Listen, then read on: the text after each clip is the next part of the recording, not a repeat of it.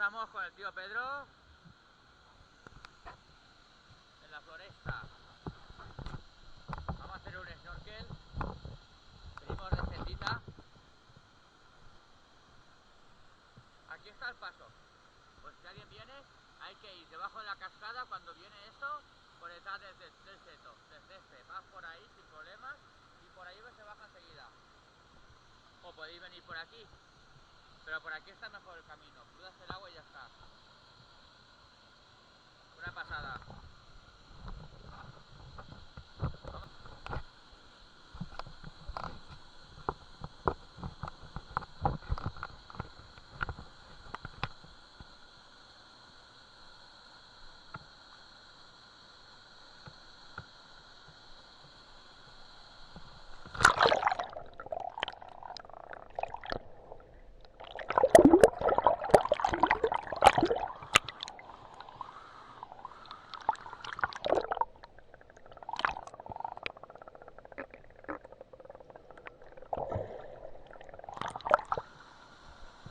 Como veis aquí, tampoco ocurre mucho para los niños.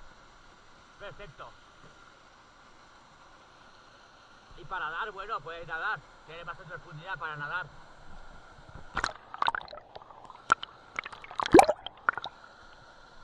Se embarra un pelín, así que no hay que moverse mucho. Pero es un sitio para disfrutar, para hacer la senda y hacer un montón de ríos a tope. Ya nos queda el Palancia y para Jérica, que el coche lo tenemos en Jérica.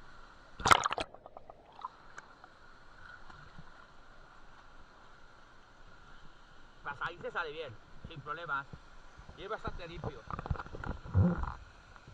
Una pasada.